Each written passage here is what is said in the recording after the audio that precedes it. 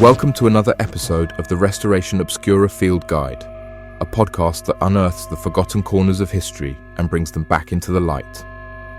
Each episode goes beyond headlines and textbook dates into the places, decisions, and moments that helped shape our world, even if they were left off the official record.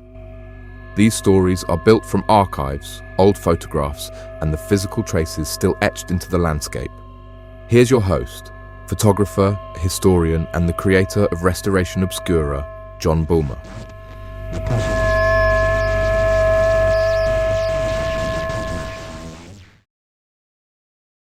Welcome to the Restoration Obscura Field Guide podcast. I'm John Bulmer, the creator of Restoration Obscura. In this episode of the Field Guide, we're exploring 3 nights when cities were swallowed by darkness, nights when the lights failed and people had to rediscover how to live without them. These events were more than just power outages.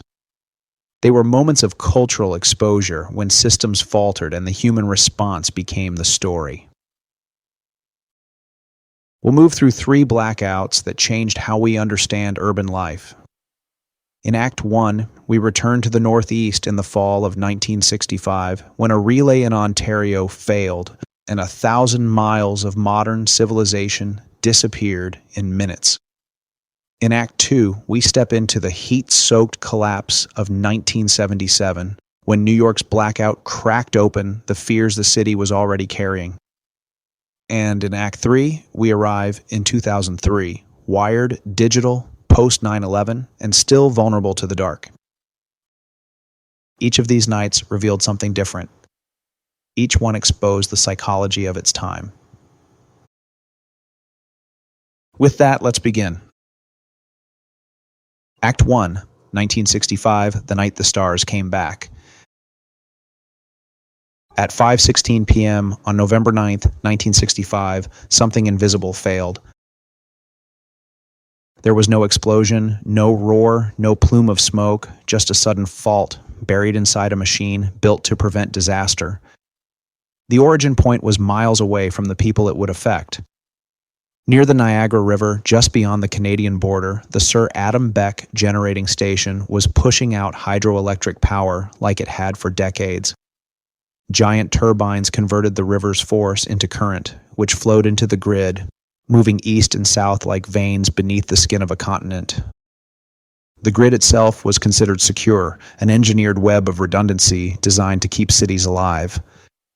But one device misread the load. A protective relay, placed along a key transmission line, had been set just a little too sensitively. Its job was to act as a circuit breaker if current ever surged beyond safe limits. On this day, the setting was off. So it tripped, and the system began to unravel. First, one transmission line dropped offline. Power from the Beck station was instantly rerouted to neighboring lines which strained under the unexpected load. They tripped 2, one by one.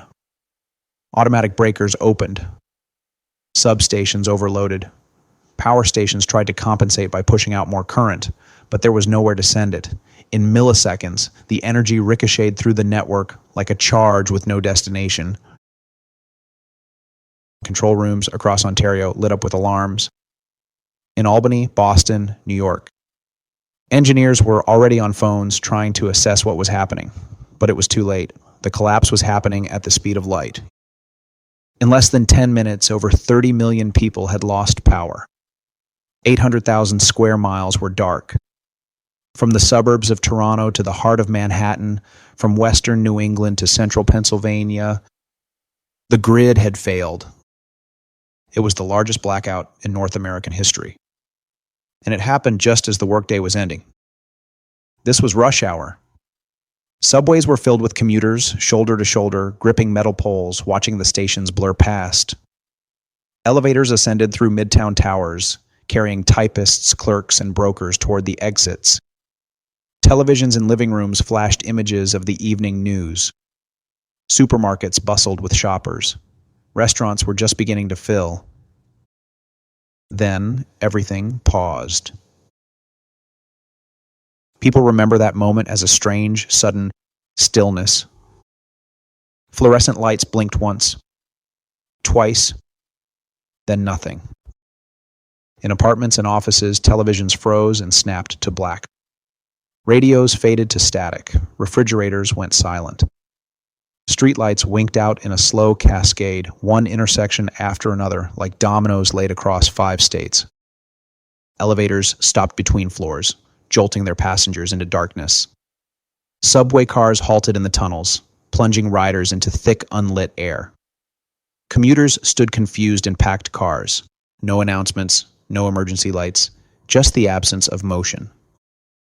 On the streets, cars rolled to a stop, their headlights the only artificial glow left. Some scenes have been passed down like folklore. One man in Queens was halfway through lathering his face in front of the mirror. Another had just pulled a roast from the oven. In Buffalo, a family sat around the kitchen table, watching Walter Cronkite. A teenager in Albany had just dropped the needle on a vinyl record. In New Haven, an entire operating room froze mid-surgery, surgeons holding instruments, waiting for backup power that didn't come. All of it paused. Mid-sentence. Mid-step. The world didn't stop. It stalled, and in that stall, something strange settled into the air, something that felt at first like confusion, and then wonder. In Manhattan, in midtown office buildings, people climbed stairwells by flashlight or by the glow of cigarette lighters. On Wall Street, clerks lit candles to close out the day's trades by hand. Outside, the streets turned eerie. Traffic lights blinked out. Neon signs disappeared. The constant electrical buzz of the city, the one no one noticed until it was gone, evaporated. Counterintuitively, what followed wasn't panic. Cabs turned on their dome lights and slowed. Police officers stepped into intersections and began directing traffic with hand signals. Store owners lit lanterns and welcomed people in off the sidewalks. Strangers stood together on corners, waiting for instructions, listening to transistor radios that now served as lifelines. The city held its breath, but it didn't fall apart. There's a reason people remember the 1965 blackout differently. The darkness came quickly, but not with violence. The Cold War had taught people to expect sudden disruption, so when the lights went out and there were no sirens, no flash, no mushroom cloud, only silence, many were relieved. In Field Guide to the Night, we talked about how darkness sharpens what we hear. In 1965, people heard things they hadn't heard in years. The creak of floorboards, the ticking of clocks, the hush of wind through alleyways, voices unfiltered by machines. The world got quieter, but more vivid. And then came the stars. For the first time in decades, the night sky returned over the Northeast. The haze of electric light that blanketed the cities lifted. On rooftops, in parks, on balconies, and sidewalks, people looked up and saw the Milky Way. There are stories of people calling the police to report strange, glowing patterns in the sky. Emergency dispatchers fielded calls from people who had never seen so many stars before. Whether those stories are true or embellished doesn't matter much. What matters is that for millions, it was the first time they remembered the sky as ancient and infinite. That alone gave the blackout its mythic title, The Night the Stars Came Back. Power returned slowly. In many areas, it was a matter of hours. In others, it stretched toward morning. When the lights returned, there was cheering in some neighborhoods. There was disappointment in others. A strange nostalgia had settled into the dark. Newspapers captured the feeling in headlines. Blackout shows humanity still intact. The tone was one of wonder, of pride, of the relief that maybe things hadn't fallen apart after all. In the days that followed, engineers launched a full investigation. The cause, once traced, seemed laughably small, one relay out of calibration. a single weak link in a system designed to carry cities. There were reforms, protections added, new safeguards. But what endured wasn't the technical story, it was the cultural one. 1965 became a symbol of urban resilience, proof that in a moment of unexpected stillness, people could rediscover community. That beneath the hum of machines, something human remained. Of course, memory trims the edges. The 1965 blackout was fortunate in its timing. It struck during what many later called America's last age of optimism, a brief calm before the unraveling. The nation was still living in the afterglow of post-war confidence, even as it carried the lingering grief of President Kennedy's assassination 2 years earlier. The war in Vietnam was escalating, but most people still believed it could be won, and few yet questioned the government's word. The Cold War lent a sense of unity, a shared mission against a common threat. Trust in institutions, in science, and in progress itself still held.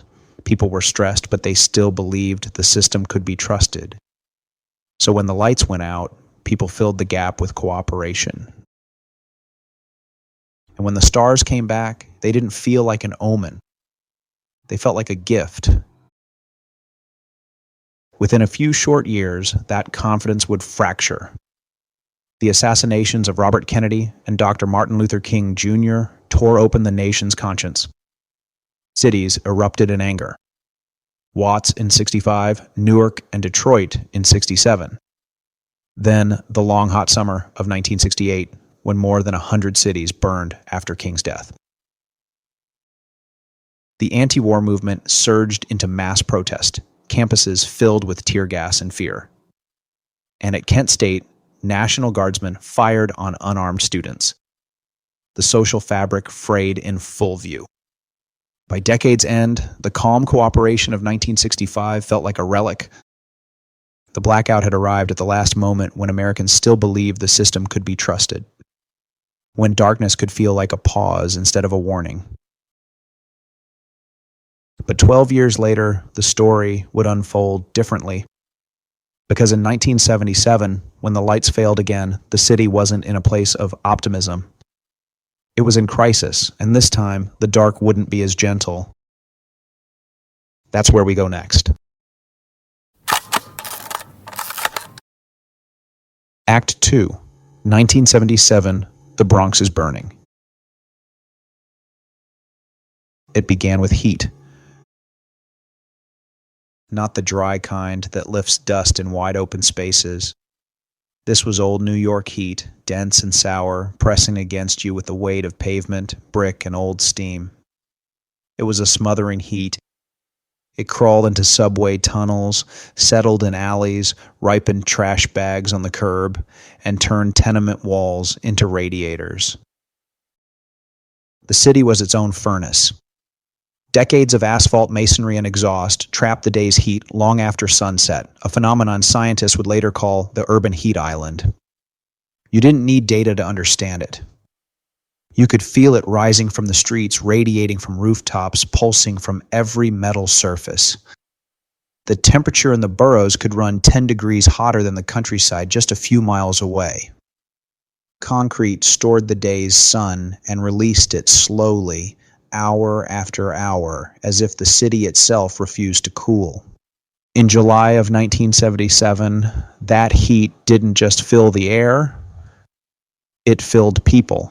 It sharpened tempers, slowed thought, made the smallest things feel heavy. Even the wind, when it moved, carried heavy warmth instead of relief. They were sticky nights, the kind when the dark pressed close and the only comfort came from a single window fan pushing thick air in slow, uneven circles. The city seemed to stop breathing after sunset, its pulse buried beneath the weight of heat that refused to lift. July 13th, 1977. The fifth straight day of a heat wave that hadn't broken once. Temperatures clung to the upper 90s. Humidity hovered near 90%. The sky was the wrong color. Not blue, not gray. Just dull and metallic. like the lid of an overused pot. Air quality alerts had become background noise. Ozone warnings came and went. By morning, the city was sweating. By midday, it was boiling. By dusk, it was buckling. Inside apartment buildings, fans clattered like broken clocks. Metal blades chopped thick air without cooling it. Children lay on linoleum floors in their underwear, spraying themselves with water from plastic bottles. Mothers stood by open windows, hoping for a tremor in the curtain. You could smell the electricity straining. Window units buzzed and kicked and failed over and over. In the Bronx, families sat outside on stoops with damp towels around their shoulders. In Harlem, elderly residents parked lawn chairs on sidewalks and watched traffic creep past. In Bed-Stuy, kids ran through illegally opened hydrants, water arcing into the street like a brief escape. On fire escapes, people curled into damp sheets, hoping the brick wouldn't radiate heat all night. Some didn't even try to sleep. They just waited. Inside bodegas, coolers moaned. Owners dabbed their foreheads with paper towels, counted inventory, and prayed the power would hold. In apartment kitchens, refrigerator doors were opened only when necessary. People worried about spoiled milk, thawing meat, what to do if the lights went out. Air conditioners, if you had one, labored under the heat. They groaned, coughed, dripped, sputtered, and rattled the walls. Yet even in their protest, they stayed on, because the alternative was worse. On the streets, the mood was brittle. Tempers were short and had been for years. This wasn't the kind of heat that merely inconvenienced. It stripped patience, amplified every sound, the neighbor's radio, a barking dog until it vibrated behind your eyes. People argued in traffic, on stoops, in corner stores with empty freezer cases. There was no breeze, no relief, only stillness, sweat, and a creeping sense that the city couldn't take much more. By dusk, New York was already cracking. The blackout wouldn't cause the collapse. It would simply let it through. The city that lost power in 1977 wasn't the one that had marveled at the stars 12 years earlier. This was a different New York, hollowed out and on edge. The manufacturing base had collapsed. Unemployment climbed toward 1 million. Abandoned buildings stood like missing teeth across the Bronx and Brooklyn. Landlords torched their own properties for insurance. Graffiti spread across subway cars like mold. Crime rates surged past every record. Only 2 years earlier, the city had nearly gone bankrupt. President Ford's refusal of federal aid had led to the "Ford to City Drop Dead" headline, a symbol of abandonment. Garbage strikes had left trash mountains on curbs. Police layoffs cut patrols to the bone. Firehouses closed while arson climbed. And in that same summer of 1977, a serial killer haunted the boroughs. Son of Sam had already shot 6 people, scrawling letters to the press in taunting handwriting. Every parked car and every dark street carried its own kind of fear. The city's nerves were already raw before the power failed. The long, hot summers of the late 60s still haunted the country. Watts, Newark, Detroit, and the riots that followed Dr. King's assassination had left burn marks on the national psyche. The optimism of 1965 was long gone. Kent State had shown what government fear looked like when it turned on its own children. By 1977, hope felt naive. What remained was endurance. The failure began, as before, far from the people who would live with its consequences. About 40 miles north of the Bronx, the land tilts into the lower Hudson Valley. where high-voltage lines thread through the trees in long cleared bands, carrying power from upstate and across the Canadian border into the heart of the city. That evening, the sky over Westchester was restless. Thunderheads pressed against the horizon. The air felt metallic.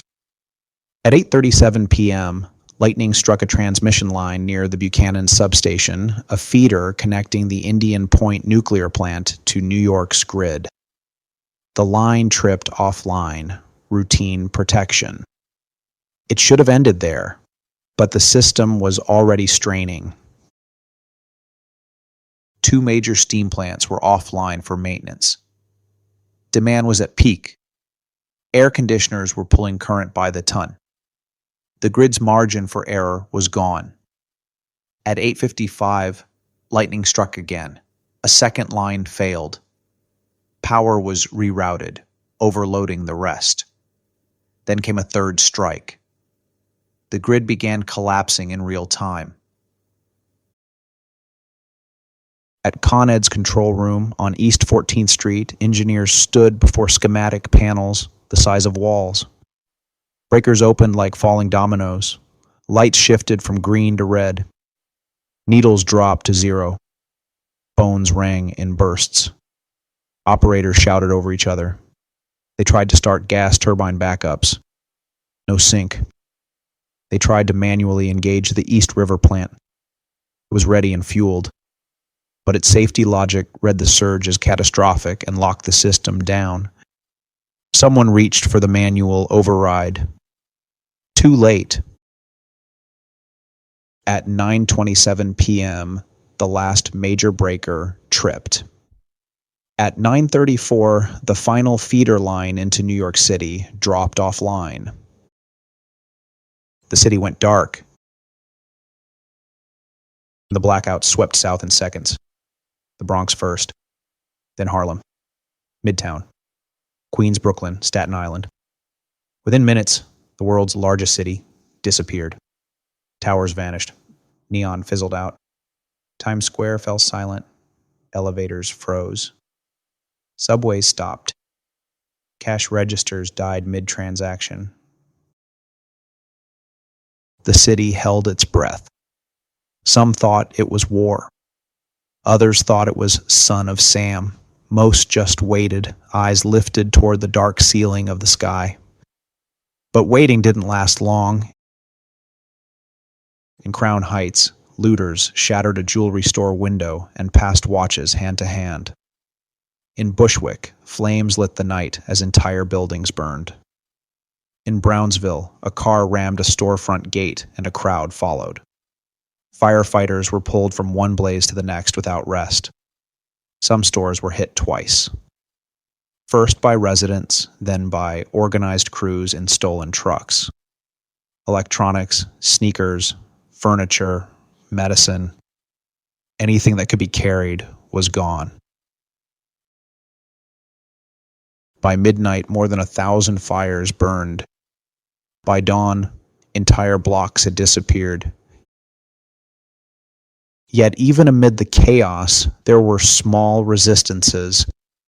In Washington Heights, a retired cop directed traffic with a flashlight for hours.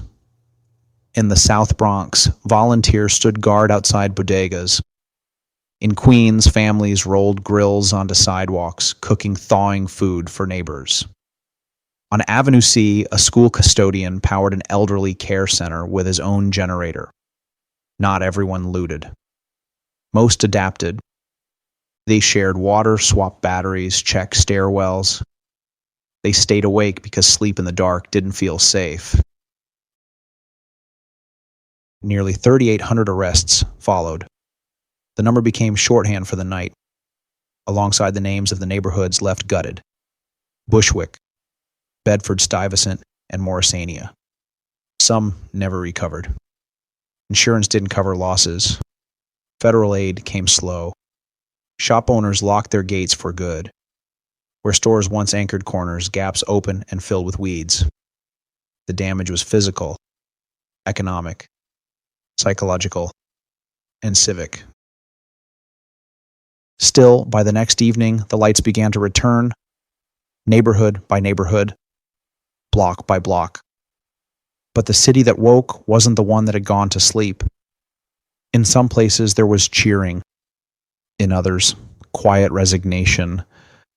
Photographers captured shopkeepers sweeping glass, firefighters leaning against blackened walls, children playing in hydrant spray beside piles of ash.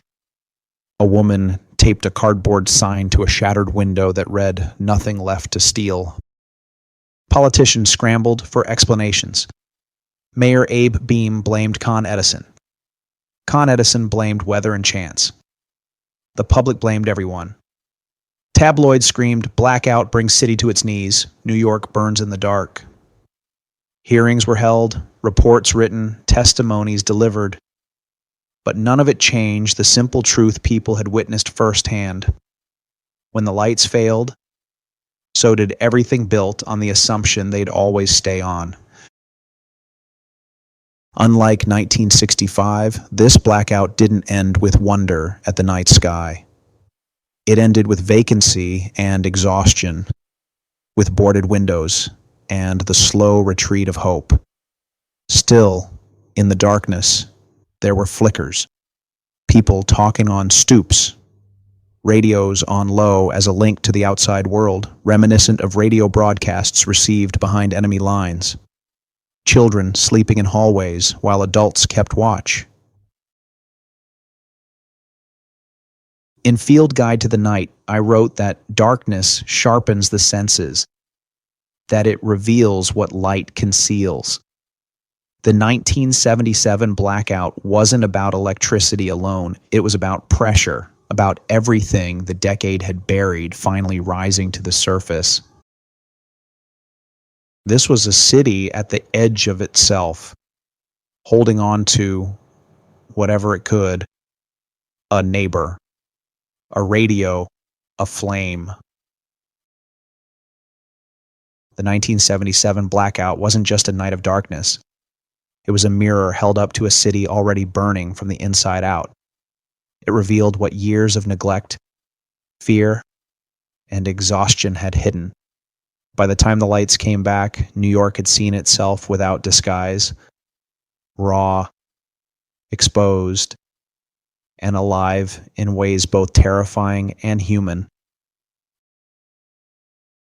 For some, that night never ended. It remained in the boarded windows, the hollowed storefronts, the memory of heat that wouldn't lift. It became part of the city's nervous system, a pulse that never quite settled. And yet, even through the smoke and silence, people rebuilt. The city tightened its circuits, hardened its edges, and carried that memory forward like a warning written in light. Because in 2003, when the grid failed again, the world that went dark wasn't the same. The skyline had changed. The towers were gone. In their place, cranes rose over ground zero, and the sound of rebuilding mixed with the memory of planes low and fast over Manhattan. New York was living under orange and red terror alerts, trained to look for unattended bags, trained to see something, say something. The fear was different now. Sharper, quieter, more personal. That's where we go next. Into a wired city rebuilt from loss, alive with data and surveillance. A city that thought it could never be caught unprepared again, until the lights went out one more time. Act 3, 2003. The Fragile Grid. I remember that day vividly. August 14th, 2003. It was a hot afternoon in August. The kind of summer day upstate New York does perfectly. Bright, heavy with warmth, and impossibly clear. The sky was the same hard blue it had been 2 years earlier. What pilots call severe clear. In Troy, the lights dimmed briefly. Just a flicker, a momentary sigh of the grid, but they never went out. Some parts of the capital region weren't so lucky. I spent the afternoon inside, behind the steady wall of central air conditioning, cable news murmuring in the background. Anchors broke in with the urgency of half-formed facts. Cleveland, Detroit, Toronto, New York City. Entire regions were shutting down.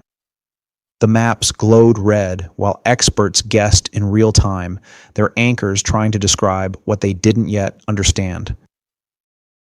This was the 2003 blackout, the largest in North American history. 50 million people across 8 states and Ontario lost power. Offices and schools closed. Airports went dark. Water systems faltered. For 2 days, the Northeast stumbled through a suspension of the modern world. And in those first hours, the story wasn't only about electricity.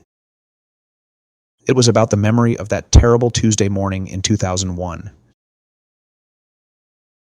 Just 2 years had passed since the towers fell, since the smoke and the ash rolled down the avenues, since the skyline changed forever. In the months that followed, letters laced with anthrax arrived in mailrooms and newsrooms, killing 5 and unsettling millions. Then came the DC snipers, 2 men firing from a car trunk, turning gas stations and parking lots into places of terror. The country had entered what was being called the Global War on Terror, a conflict that stretched from distant battlefields to airports, inboxes, and into daily life. People were told to live in alertness, to calibrate fear against the color-coded chart: green, yellow, orange, and red. So when the lights failed, the reflex was suspicion.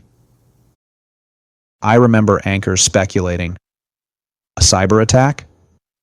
A bomb on a transmission line? A strike against the grid itself?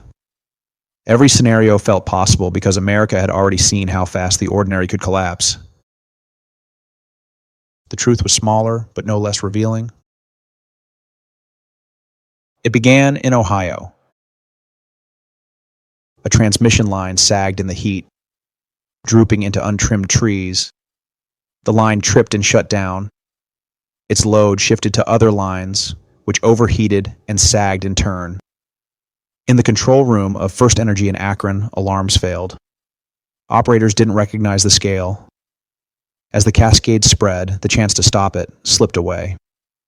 By the time it reached New York, it was already irreversible.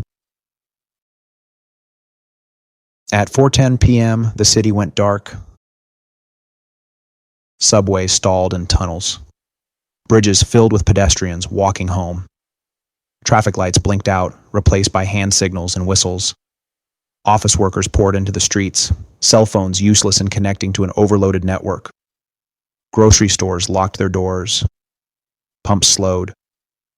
The scenes were eerily familiar, echoing the hours after 9/11, when thousands walked off the island of Manhattan in silence, carrying the same uneasy mix of confusion, relief, and dread. Yet this time, the city held. There were no riots, no fires racing through the boroughs. There was the hard-won understanding of what to do in a regional, a national emergency. The difference was experience. This was a city that had already lived through catastrophe. The skyline itself had been rewritten. People had practiced what sudden loss felt like. So in 2003, darkness arrived as a test of composure. Candles lit stairwells. Police officers directed traffic with flares. Strangers shared water. Radios carried voices that steadied the air. The fear was still there, but it moved inward, contained, familiar, manageable. Across the region, similar stories unfolded. In Detroit, lines of cars idled at gas stations that couldn't pump. In Toronto, towers glowed faint orange on backup power before fading.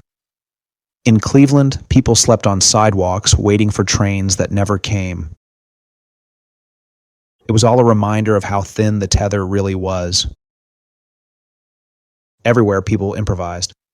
Coolers of ice, candles in jars, neighbors knocking on doors, cable networks looped aerials of darkened skylines, bridges crowded with walkers, the Northeast swallowed in black.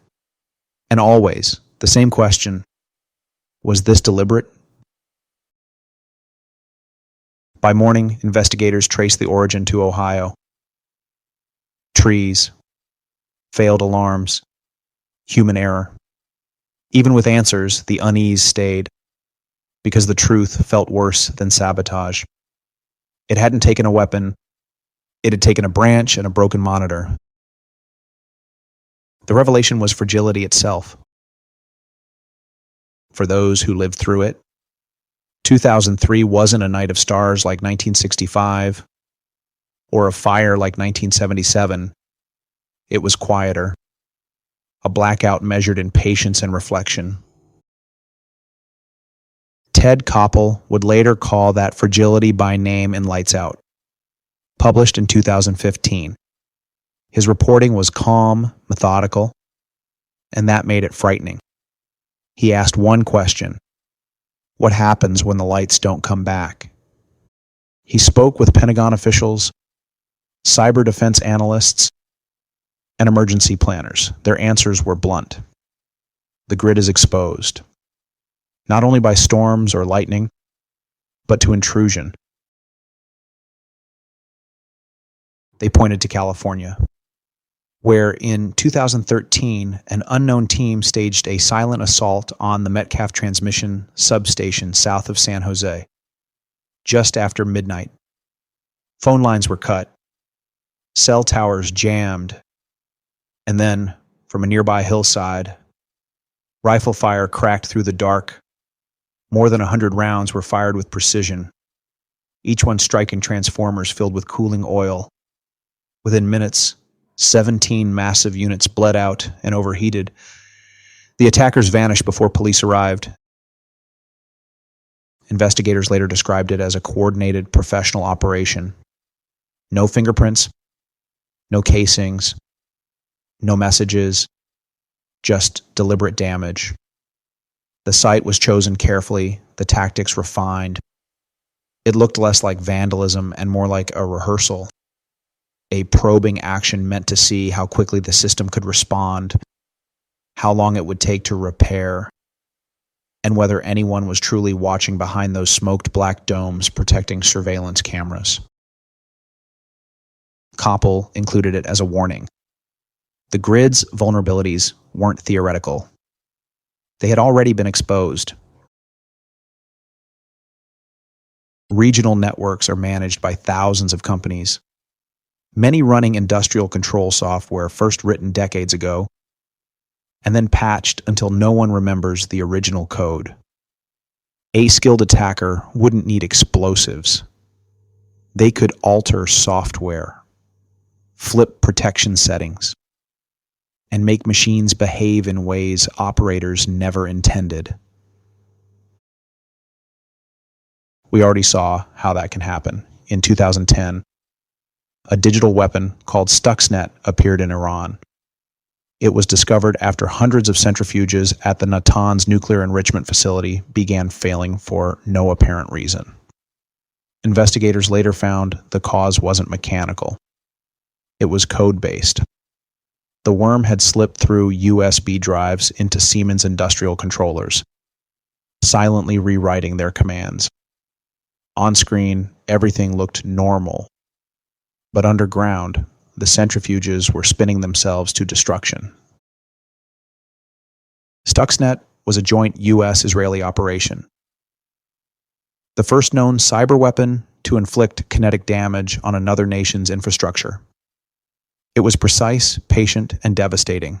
It wasn't just espionage. It was a use case, a demonstration that lines of code could translate into kinetic force. It proved something no one had fully believed until then. Software could reach through wires and damage the real world. Then, in 2015 and 2016, the lessons turned global. In Ukraine, hackers penetrated regional utilities and shut down entire sections of the power grid, tripping circuit breakers remotely, and erasing logs so engineers couldn't see what was happening. It was the first confirmed cyber attack to cause a nationwide blackout. Together, these events traced a clear evolution from malware that sabotaged Iran's centrifuges to bullets that tore through a California substation to keystrokes that silenced cities overseas. When code can change currents and currents move cities, the threat isn't theoretical anymore. It's the physical expression of vulnerability. The same fragility Metcalf exposed with gunfire and Ukraine revealed through malware. The defenses that slow that threat are both digital and physical. Tighter segmentation between corporate networks and operational control systems. Careful patching and inventory of legacy devices. Anomaly detection that watches for commands that don't make sense. And the basic hardening of substations and transformers so a probing action meets resistance. Those measures won't end the threat, but they make intrusion harder to turn into a collapse. Koppel reported what intelligence agencies already understood. Russia, China, North Korea, Iran. Each had the capability and each had tested it. Some had already left malware inside American utilities, silent and waiting. He pressed further. If the grid stays down, then what? Hospitals would run on generators until the fuel was gone. Water systems would fail once pumps stopped. Grocery shelves would empty. Gas stations would close. Trucks would halt. Supply chains would unravel. Tens of millions in cities like New York, Chicago, Los Angeles, and Houston would lose food, water, heat, and medicine. There is no national plan for that. FEMA's warehouses hold blankets and bottled water, but not the capacity to sustain entire populations. The revelation wasn't only that the grid could fall, it was that no one was ready for what came after. Imagine if the blackout of 2003 had lasted 2 months instead of a few days. Imagine a winter without the confidence of electricity, without the quiet promise that light returns with a switch.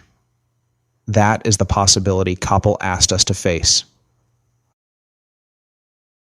Our fascination with darkness is rooted in human nature. We return to it in stories because it's the one scenario that still feels believable.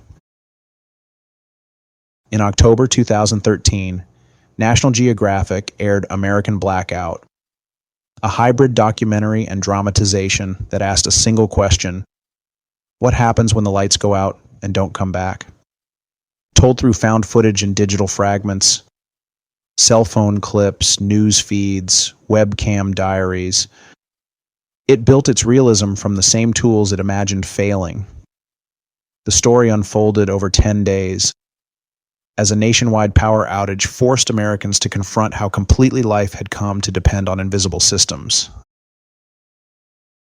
The film's style was unnervingly intimate. It didn't use grand cinematic angles or omniscient narration. It used the eyes of ordinary people. A college student trapped in an elevator, a prepper family sealing their home, teenagers recording their panic on phones that slowly lost power. The blackout became personal, shrinking the apocalypse down to the glow of a dying battery. American Blackout wasn't a horror story. It was a mirror. It captured the cultural unease of the post-9/11 decade, when fear had moved from foreign enemies to the fragility of everyday life. Its tone was documentary reel, stitched together from confessionals and news bulletins, showing how quickly a wired civilization could unravel once the current stopped. The quiet message beneath the panic was the same one that's haunted every blackout since 1965. That technology hasn't made us invincible, only dependent, and that when the screen goes dark, we're left with ourselves. Emergency planners have a phrase that sums up the aftermath of a prolonged outage: 9 meals to chaos. 3 days without food, that's all it takes. The logic is simple. 3 meals a day for 3 days. After that, the stores are empty, the trucks have stopped, and hunger begins to reorder everything. Our entire civilization runs on a supply chain measured in hours. The grocery store is the front line of stability. When the power fails, refrigeration stops, pumps stall, credit systems freeze. Within a day, the shelves thin. By the second, the crowds grow sharp and restless. By the third, the pattern breaks. We caught a glimpse of that equation during the first weeks of the COVID-19 lockdowns, when the just-in-time economy met its first global stress test. Shelves emptied overnight. Pasta, flour, disinfectant, and most famously, toilet paper vanished. Trucks slowed, warehouses closed, ports stalled. For decades, supply chains had been engineered for precision, not endurance. Every factory, warehouse, and supermarket operated on the assumption that tomorrow's delivery would always arrive. When borders tightened and workers stayed home, that rhythm broke. Grocery aisles became barometers of anxiety. People bought not just what they needed, but what they feared might disappear. The term just in time revealed its other meaning. Just in time to fail. It wasn't collapse on the scale of a blackout, but it carried the same lesson. The distance between abundance and scarcity isn't measured in miles or hours. It's measured in meals. The phrase 9 meals to chaos traces back to planners and defense analysts. Men who studied the behavior of cities during wartime, hurricanes, and grid failures. Their findings were always the same. Hunger turns fear into movement. People leave apartments, cross bridges, gather where they think help might come. Authority erodes. Order disappears. We enter what's termed whirl, WWORL, world without rule of law. The blackout becomes more than darkness. It becomes a social experiment in how long decency can last without light, without power, without food. We see this played out in real time in American Blackout.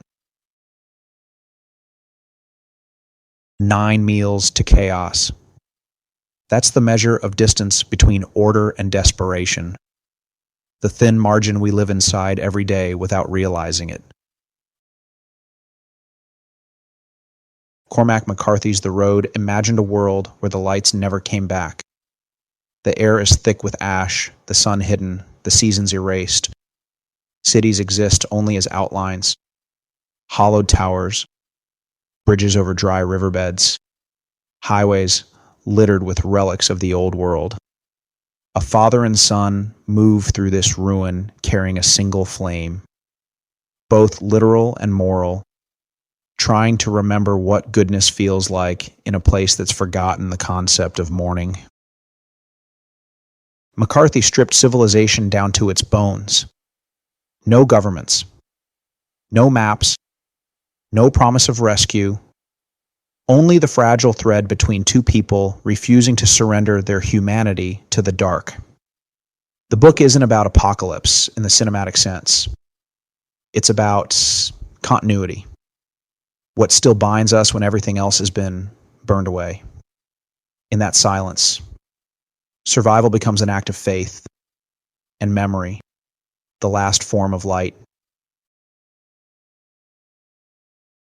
Television series like Revolution and The Walking Dead reimagined cities emptied of current and order. Even children's books remember that tremor when the flashlight flickers and the batteries fade. We're drawn to these stories because the idea is embedded in our human nature. The vulnerabilities remain everywhere. Aging transformers that take years to replace. Software never designed for security. A network split among thousands of private owners, each guarding its own piece. The grid was built for efficiency, not endurance. And that's what's the most terrifying. Collapse often starts small. A wire, a storm, a line of code. If it happens again, if the power disappears for weeks or months, hospitals, pumps, trucks, and markets will all stop in sequence, halted by the gravity of dependence and interdependence. Looking back on 2003, it's easy to remember the patience. The strangers guiding each other with flashlights. The small kindnesses that made survival possible. That grace was real, yet the blackout also exposed something deeper, how little stands between light and chaos. The darkness of 2003 carried no wonder, no rage. It carried a warning that our bright, connected world can still be undone by the smallest of failures, and that resilience begins only when the lights are gone. The grid is invisible and essential, the nervous system of modern life, and it's always closer to failure than we like to believe. And when that happens, the question isn't how long the blackout lasts. It's what the darkness shows us this time, because every blackout is a mirror, and in its reflection, we see ourselves. Thanks for listening to this episode of the Restoration Obscura Field Guide. I'm John Bulmer. Until next time, take care. I'm excited to share that my new book, Restoration Obscura's Field Guide to the Night, is now available.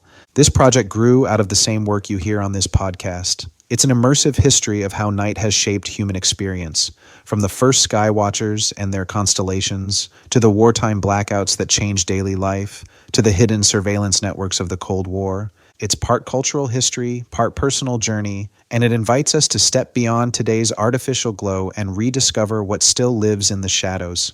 Field Guide to the Night is available worldwide in paperback and Kindle on Amazon. If you've been enjoying the Restoration Obscura Field Guide, our deep dives into forgotten history, lost infrastructure, and the legends of the past, there's a way to be part of the story behind the scenes. We're currently welcoming select sponsorship partners for upcoming episodes and articles, whether you're an independent brand, museum, publisher, archive, or just someone who believes in the power of storytelling. This is your chance to reach an engaged, history-loving audience across Substack, Facebook, Instagram, and all major streaming platforms. If your mission aligns with ours, preserving the past, exploring the overlooked, or just digging deeper than the headlines, we'd love to connect. For sponsor opportunities and media inquiries, contact restorationobscura@gmail.com. Let's bring more forgotten stories to light together. If you believe history is worth preserving, if you've ever paused at the ruins of an old mill or held a faded photograph and wondered about the world it came from, this space is for you. The Restoration Obscura Field Guide podcast streams on all major platforms. Subscribe to support independent, reader-funded storytelling at restorationobscura.com. Copyright 2025, John Bulmer Media and Restoration Obscura. All rights reserved. Restoration Obscura explores forgotten places and overlooked histories. Visiting abandoned sites can be dangerous, unstable, and often illegal. This podcast does not encourage or endorse trespassing, vandalism, or unsafe exploration. Please respect property laws, community safety, and historic preservation efforts. Restoration Obscura draws on a range of materials, including public archives, institutional holdings, and privately preserved collections.